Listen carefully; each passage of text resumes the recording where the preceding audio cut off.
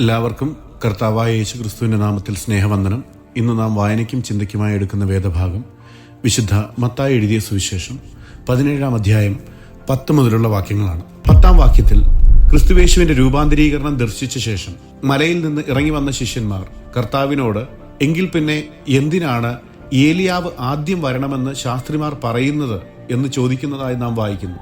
ശിഷ്യന്മാർ ഇങ്ങനെ ചോദിക്കാൻ കാരണം, ക്രിസ്തുവിന്റെ വരവ് സംഭവിക്കണമെങ്കിൽ ആദ്യം ഏലിയാവ് വരണമെന്ന യഹൂദ ശാസ്ത്രിമാരുടെ വ്യാഖ്യാനം ഇസ്രയേലിൽ പ്രചരിച്ചിരുന്നു. അവർ ഇങ്ങനെ പഠിപ്പിച്ചത് മലാക്കി പ്രവചനം 4-ാം അധ്യായം 5 മുതൽ 6 വരെയുള്ള വാക്യങ്ങളിൽ കാണപ്പെടുന്ന പ്രവചനത്തെ അടിസ്ഥാനമാക്കിയായിരുന്നു. ഏലിയാവിന്റെ വരവിനെക്കുറിച്ച് അതുപോലെ തന്നെ മനസ്സിലാക്കിയിരുന്ന ശിഷ്യന്മാർ മറുരൂപ മലയിൽ വെച്ച് സ്വർഗത്തിൽ നിന്ന് ഏലിയാവ് വന്ന് യേശുവിനോട് സംസാരിക്കുന്നത് അവർ സ്വന്തം കണ്ണുകളാൽ കണ്ടു. ഏലിയാവിന്റെ തിരിച്ചുവരവ് ഇതായിരുന്നെങ്കിൽ അവൻ മിശിഹായുടെ വരവിന് മുമ്പ് അല്ലേ വരേണ്ടത്? ഇപ്പോൾ മിശിഹായാണെന്ന് അവർ മനസ്സിലാക്കിയ യേശു കർത്താവ് വന്നു കഴിഞ്ഞു. അപ്പോൾ മിശിഹായ്ക്ക് മുമ്പായി ഏലിയാവ് വരണമെന്ന് ശാസ്ത്രിമാർ പറയുന്നത് എങ്ങനെ ശരിയാവും എന്നാണ് അവർ യേശുവിനോട് ചോദിക്കുന്നത്. എന്നാൽ ഏലിയാവ് ആദ്യം വരണമെന്ന ശാസ്ത്രിമാരുടെ വചന വ്യാഖ്യാനം ശരിയാണെന്ന് യേശു കർത്താവ് സ്ഥിരീകരിക്കുന്നതും, എന്നാൽ ആ വരവിന്റെ പ്രവചന നിവൃത്തിയായത് സ്നാപക യോഹന്നാനിലൂടെ ആണെന്ന സത്യം ഇസ്രയേൽ മതനേതൃത്വം മനസ്സിലാക്കാതെ പോയ കാര്യം കർത്താവ് സൂചിപ്പിക്കുന്നതായി അടുത്ത വാക്യങ്ങളിൽ നാം കാണുന്നു. 1 രാജാക്കന്മാർ 18-ാം അധ്യായം 37 മുതൽ 39 വരെയുള്ള വാക്യങ്ങളിൽ ഏലിയ ഇസ്രയേൽ ജനത്തിന്റെ ഹൃദയം ദൈവത്തിങ്കിലേക്ക് തിരിച്ചു കൊണ്ടുവരുവാനുള്ള ദൗത്യത്തിനായി വന്നതാണെന്ന് വ്യക്തമാക്കുന്നു. എന്നാൽ മിശിഹായുടെ വരവിന് മുമ്പ് ഈ ദൗത്യവുമായി ഏലിയ വരുമെന്ന് തിരുവെഴുത്തിൽ കാണുന്നു. മലാക്കി പ്രവചനം 4-ാം അധ്യായം 5 മുതൽ 6 വരെയുള്ള വാക്യങ്ങളിൽ യഹോവയുടെ വലുതും ഭയങ്കരവുമായ നാൾ വരുന്നതിനു മുമ്പേ ഞാൻ നിങ്ങൾക്ക് ഏലിയ പ്രവാചകനെ അയക്കും. ഞാൻ വന്ന് ഭൂമിയെ സംഹാര ശബ്ദം കൊണ്ട് ദണ്ഡിപ്പിക്കാതിരിക്കേണ്ടതിന് അവൻ അപ്പന്മാരുടെ ഹൃദയം മക്കളോടും മക്കളുടെ ഹൃദയം അപ്പന്മാരോടും നിരപ്പിക്കും എന്ന് നാം വായിക്കുന്നു. 11-ാം വാക്യത്തിൽ ഏലിയാവ് വന്ന് സകലവും യഥാസ്ഥാനത്താക്കും സത്യം എന്ന് കർത്താവ് മറുപടി പറയുന്നു. മിശിഹ വരും മുമ്പ് ഏലിയ വരണമെന്ന പ്രവചനത്തെക്കുറിച്ചുള്ള ശാസ്ത്രിമാരുടെ പഠിപ്പിക്കൽ ശരിയാണെന്ന് യേശു കർത്താവ് സ്ഥിരീകരിക്കുന്നതാണ് എന്ന് മനസ്സിലാക്കാം. മലാക്കി പ്രവചനം 3-ാം അധ്യായം 1-ാം വാക്യത്തിൽ, എനിക്ക് മുമ്പായി വഴി നിരത്തേണ്ടതിന് ഞാൻ എൻ്റെ ദൂതനെ അയക്കുന്നു. നിങ്ങൾ അന്വേഷിക്കുന്ന കർത്താവും നിങ്ങൾ ഇഷ്ടപ്പെടുന്ന നിയമദൂതനുമായവൻ പെട്ടെന്ന് തന്നെ മന്ദിരത്തിലേക്ക് വരും. ഇതാ അവൻ വരുന്നു എന്ന് സൈന്യങ്ങളുടെ യഹോവ അരുളി ചെയ്യുന്നു എന്ന പ്രവചന പ്രകാരം ഏലിയ ആദ്യം വന്ന് സകലവും യഥാസ്ഥാനത്താക്കും, അഥവാ മിശിഹായുടെ വരവിന് വേണ്ടത് എല്ലാം ഒരുക്കും എന്ന വ്യാഖ്യാനം ശരിയാണെന്ന് കർത്താവ് സൂചിപ്പിക്കുന്നു. 12-ാം വാക്യത്തിൽ ഏലിയാവ് വന്നു കഴിഞ്ഞുവെന്നും അവൻ വന്നപ്പോൾ അവനെ ഏലിയാവായി തിരിച്ചറിഞ്ഞില്ല എന്നും അവർ തങ്ങൾക്ക് തോന്നിയതെല്ലാം അവനോട് ചെയ്തു, അതുപോലെ മനുഷ്യപുത്രനും അവരുടെ കൈകളാൽ കഷ്ടപ്പെടാൻ പോകുന്നു എന്ന് കർത്താവ് പറയുന്നു. ഇവിടെ അവർ എന്നതുകൊണ്ട് കർത്താവ് ഉദ്ദേശിക്കുന്നത് പരീശന്മാർ, ശാസ്ത്രിമാർ, സദൂക്യർ, ഹേരോദ് ഉൾപ്പെടെയുള്ള റോമൻ ഭരണാധികാരികൾ മുതലായവരെയാണ്. മലാക്കിയുടെ പുസ്തകത്തിൽ പ്രവചിക്കപ്പെട്ടതുപോലെ ഏലിയ വന്നു കഴിഞ്ഞു എന്ന് കർത്താവ് പറഞ്ഞത് സ്നാപക യോഹന്നാനെ കുറിച്ചാണ് എന്ന് ശിഷ്യന്മാർക്ക് മനസ്സിലായി എന്ന് 13-ാം വാക്യത്തിൽ നാം വായിക്കുന്നു. ഏലിയ ഇനിയും വരാനിരിക്കുന്നു എന്ന് ശാസ്ത്രിമാർ ഇപ്പോഴും വാദിക്കുന്നതിന്റെ കാരണം അവർ യേശുവിനെ ക്രിസ്തു അഥവാ മിശിഹ ആണെന്ന് വിശ്വസിക്കാത്തത് കൊണ്ടാണ്. ഏലിയ ചെയ്തതുപോലെ തന്നെ സ്നാപക യോഹന്നാന്റെ ശുശ്രൂഷയിൽ ഇസ്രയേലിലെ പലരെയും മാനസാന്തരത്തിലേക്ക് നയിക്കുന്നതിൽ വിജയിച്ചെങ്കിലും ഇസ്രായേലിലെ മിക്ക മതനേതാക്കളും ഒടുവിൽ യോഹന്നാൻ സ്നാപകനെ തള്ളിക്കളഞ്ഞതാണ്. ഇസ്രയേലിലേക്ക് ദൈവം അയച്ച സകല പ്രവാചകന്മാരെയും ഇസ്രയേൽ നേതൃത്വം തള്ളിക്കളയുകയും ഉപദ്രവിക്കുകയും കൊല്ലുകയും ചെയ്തതുപോലെ സ്നാപക യോഹന്നാനോടും ചെയ്തു എന്നും ഹേരോദ് അന്തിപ്പാസിന്റെ കൈകളാൽ നീതിമാനായ യോഹന്നാൻ സ്നാപകന് ക്രൂരമായ മരണം ലഭിച്ചതും കർത്താവ് ഓർമ്മിപ്പിക്കുന്നു. യോഹന്നാൻ സ്നാപകന് സംഭവിച്ചതുപോലെ ഇസ്രയേൽ മതനേതൃത്വത്തിൽ നിന്നും റോമൻ രാഷ്ട്രീയ നേതൃത്വത്തിൽ നിന്നും തനിക്കും അതുപോലെ തന്നെ സംഭവിക്കും എന്നും കർത്താവ് വ്യക്തമാക്കുന്നു. സങ്കീർത്തനങ്ങൾ 22-ാം അധ്യായം 6 മുതൽ 7 വരെയുള്ള വാക്യങ്ങളിൽ, ഞാനോ മനുഷ്യനല്ല, ഒരു കൃമിയത്രേ, മനുഷ്യരുടെ ധിക്കാരവും ജനത്താൽ നിന്നതിനും തന്നെ.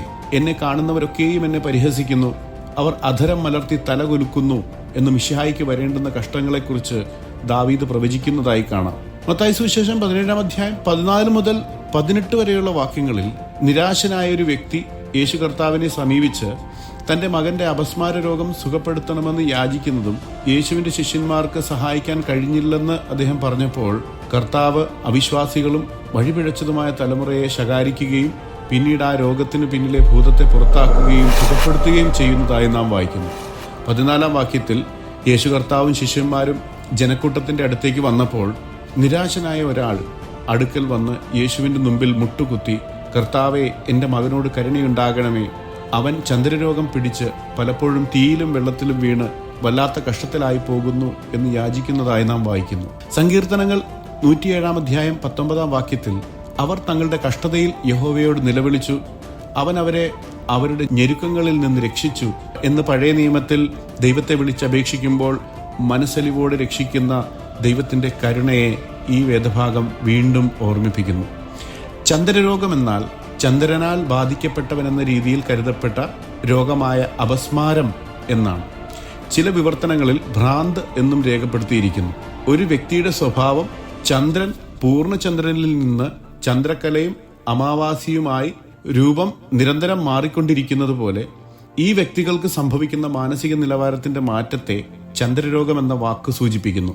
അതായത് ചിലപ്പോൾ സുഖമായി കാണപ്പെടുന്നുവെന്നും പിന്നീട് പെട്ടെന്ന് അവൻ നാടകീയമായി മാറുകയും തനിക്കും മറ്റുള്ളവർക്കും അപകടകാരിയായി മാറുകയും ചെയ്യുന്നുവെന്നാണ്. 16 വാക്യത്തിൽ ആ വ്യക്തി യേശുവിനോട് പറയുന്നത് തന്റെ മകനെ ഇതിനകം തന്നെ കർത്താവിന്റെ ശിഷ്യന്മാരുടെ അടുക്കൽ കൊണ്ടുവന്നിരുന്നുവെന്നും പക്ഷേ അവർക്ക് അവനെ സുഖപ്പെടുത്താൻ കഴിഞ്ഞില്ല എന്നുമാണ്. പ്രത്യക്ഷത്തിൽ നിരാശനായ ഈ പിതാവ് ആദ്യം ഒന്നോ അതിലധികമോ ക്രിസ്തു ശിഷ്യന്മാരെ സമീപിച്ച് തന്റെ മകനെ സഹായിക്കാൻ അവരോട് ആവശ്യപ്പെട്ടുവെങ്കിലും അവർക്ക് അവനെ സഹായിക്കാൻ കഴിഞ്ഞില്ല എന്ന് മനസ്സിലാക്കാം. 17 വാക്യത്തിൽ യേശു കർത്താവ് അവിശ്വാസവും കോട്ടവുമുള്ള തലമുറയെ എത്രത്തോളം ഞാൻ നിങ്ങളോട് കൂടെയിരിക്കും, എത്രത്തോളം നിങ്ങളെ സഹിക്കും, അവനെ എൻ്റെ അടുക്കൽ കൊണ്ടുവരുവിൻ എന്ന് ആ വ്യക്തിയോട് പറഞ്ഞു എന്ന് നാം വായിക്കുന്നു. മർക്കോസിന്റെ സുവിശേഷം 9 19 മുതൽ 24 വരെയുള്ള വാക്യങ്ങൾ കൂടെ ചേർത്ത് വായിക്കുമ്പോൾ യേശു കർത്താവ് ശിഷ്യന്മാരെ അല്ല, കുട്ടിയുടെ പിതാവ് ഉൾപ്പെടുന്ന ഇസ്രയേൽ ജനത്തെ ഉദ്ദേശിച്ചാണ് പറഞ്ഞത് എന്ന് മനസ്സിലാക്കാനാവും. അവിടെ ഉണ്ടായിരുന്ന പരീശന്മാരും ശാസ്ത്രിമാരും ക്രിസ്തു ശിഷ്യന്മാരോട് എതിർക്കുകയും അവരുടെ ഉപദേശത്തിനെതിരായി അവരെ ശാസിക്കുകയും അവരെ തള്ളിക്കളയുകയും ചെയ്തതാണ്. വക്രവും കോട്ടവുമുള്ള തലമുറ എന്ന പ്രയോഗം ആവർത്തനം 32 5 വാക്യത്തിൽ ദൈവത്തോട് നിരന്തരം മറുതലിച്ചിരുന്ന ഇസ്രയേൽ ജനത്തെ വിശേഷിപ്പിക്കുന്നതിനായി തിരുവെഴുത്തിൽ രേഖപ്പെടുത്തിയിരിക്കുന്നു.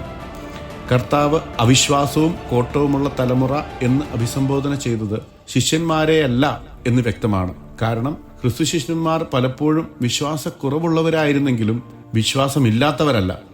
വക്രതയും കോട്ടവുമുള്ള തലമുറ എന്ന പ്രയോഗം അർത്ഥമാക്കുന്നത് പോലെ ക്രിസ്തു ശിഷ്യർ മത്സരികളും ദുശ്ശാഠ്യക്കാരും വക്രതയുള്ളവരും ആയിരുന്നില്ല. എത്രനാൾ ഞാൻ നിങ്ങളോടൊപ്പം ഉണ്ടാകും, എത്രനാൾ ഞാൻ നിങ്ങളെ സഹിക്കും എന്ന് കർത്താവ് പറയുന്നത് സ്വന്തം ജനമായ ഇസ്രയേലിൽ അവതരിച്ചു വന്ന് അവരോടൊപ്പം ഉണ്ടായിരുന്ന കാലത്തെക്കുറിച്ച് അവരെ ശാസിച്ചുകൊണ്ട് അവരുടെ ഇടയിൽ നിരവധി അത്ഭുത പ്രവർത്തികൾ ചെയ്തിട്ടും അവിശ്വാസികളും ദുശ്ശാഠ്യമുള്ളവരായും അവർ തുടർന്നതിനെ സൂചിപ്പിക്കുന്നു. യേശു കർത്താവിന്റെ ദീർഘക്ഷമ നിത്യമായി തുടരില്ലെന്നും ചുരുങ്ങിയ സമയത്തിനുള്ളിൽ കർത്താവ് അവരുടെ നടുവിൽ നിന്ന് പോവുകയും തന്റെ ശുശ്രൂഷയുടെയും അത്ഭുതങ്ങളുടെയും പ്രയോജനം അവർ ഇനി അധികനാൾ ആസ്വദിക്കില്ല എന്ന് മാത്രമല്ല, ദൈവത്തിന്റെ ഉഗ്രകോപം അധികനാൾ കഴിയുന്നുണ്ട് അവരുടെ മേൽ പൂർണ്ണമായി വരുമെന്നും ഇത് വ്യക്തമാക്കുന്നു. പിന്നെ യേശു കർത്താവ് ആ നിരാശനായ പിതാവിന്റെ രോഗബാധിതനായ മകനെ എൻ്റെ അടുക്കൽ കൊണ്ടുവരിക എന്ന് പറഞ്ഞപ്പോൾ അവർ ബാലനെ കർത്താവിന്റെ അടുക്കൽ കൊണ്ടുവന്നുവെന്നും യേശു അവനെ ബാധിച്ചിരുന്ന പിശാചിനെ ശാസിച്ചപ്പോൾ ആ ഭൂതം അവനിൽ നിന്ന് പുറത്തുപോയി ആ ബാലൻ തൽക്ഷണം സുഖം പ്രാപിച്ചുവെന്നും 18 വാക്യം വ്യക്തമാക്കുന്നു. ദുഷ്ടാത്മശക്തികളുടെ മേൽ യേശുവിന്റെ അധികാരം പ്രകടമാക്കുന്ന മറ്റൊരു സംഭവമായിരുന്നു ഇത് എന്ന് മനസ്സിലാക്കാം. 19 മുതൽ 20 വരെയുള്ള വാക്യങ്ങളിൽ ശിഷ്യന്മാർ സ്വകാര്യമായി യേശുവിന്റെ അടുക്കൽ വന്ന് എന്തുകൊണ്ടാണ് ഞങ്ങൾക്ക് ഭൂതത്തെ പുറത്താക്കാൻ കഴിയാഞ്ഞത് എന്ന് ചോദിക്കുമ്പോൾ അത് നിങ്ങളുടെ വിശ്വാസത്തിന്റെ കുറവ് നിമിത്തം ആണെന്ന് കർത്താവ് അവരോട് മറുപടി പറഞ്ഞു എന്ന് നാം വായിക്കുന്നു. കർത്താവ് ഇവിടെ പറയുന്നതിന്റെ അർത്ഥം ശ്രദ്ധിക്കേണ്ടതാണ്. ശിഷ്യന്മാരുടെ പരാജയത്തിന്റെ കാരണം അവരുടെ അല്പവിശ്വാസം ആയിരുന്നു. മത്തായി സുവിശേഷം 10 8 വാക്യത്തിൽ രോഗികളെ സുഖപ്പെടുത്തുവിൻ, മരിച്ചവരെ ഉയർപ്പിപ്പിൻ, കുഷ്ഠരോഗികളെ ശുദ്ധമാക്കുവിൻ, ഭൂതങ്ങളെ പുറത്താക്കുവിൻ എന്ന് കൽപ്പിച്ചുകൊണ്ട് അപ്പോസ്തലന്മാർക്ക് കർത്താവ് രോഗശാന്തിയും ഭൂതങ്ങളെ പുറത്താക്കുവാനുമൊക്കെയുള്ള അധികാരവും ശക്തിയും നൽകിയിരുന്നു.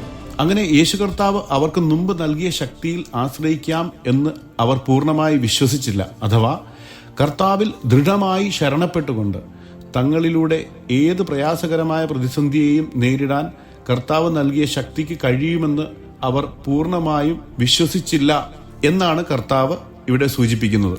പഴയ നിയമത്തിൽ 2 രാജാക്കന്മാർ 4-ാം അധ്യായം 29 മുതൽ 31 വരെയുള്ള വാക്യങ്ങളിൽ എലീശ തന്റെ ശിഷ്യനായ ഗേഹസിയെ അയച്ചിട്ടും അവിശ്വാസം മൂലം ശൂനംകാരത്തിയുടെ മകനെ ഉയർത്താനാവാതെ മടങ്ങിയ സംഭവം ഇത് നമ്മെ ഓർമ്മിപ്പിക്കുന്നു. കർത്താവിന്റെ ശക്തി ഉപയോഗിച്ച് അവർക്ക് വലിയ അത്ഭുതങ്ങൾ ചെയ്യാൻ കഴിയുമായിരുന്നു എന്നത് ഒരു യാഥാർത്ഥ്യമാണ്. കാരണം ദൈവമായ യേശു കർത്താവിന്റെ ശക്തിക്ക് പരിമിതികളില്ല. ഉൽപ്പത്തി പുസ്തകം 18-ാം അധ്യായം 14-ാം വാക്യത്തിൽ യഹോവയാൽ കഴിയാത്ത ഒരു കാര്യവുമില്ലെന്ന് ദൈവം തന്നെ സാറയോട് പ്രസ്താവിച്ചത് നാം വായിക്കുന്നു. അപ്രകാരം തന്നെ ഏത് വലിയ ദൗത്യവും വിജയിക്കുവാനാവുന്ന ശക്തിയുടെ അടിസ്ഥാനം തന്നിലുള്ള വിശ്വാസമാണെന്ന് കർത്താവ് ഇവിടെ വെളിപ്പെടുത്തുകയാണ്. ദൈവത്തിന്റെ നാമം വാഴ്ത്തപ്പെടുമാറാകട്ടെ.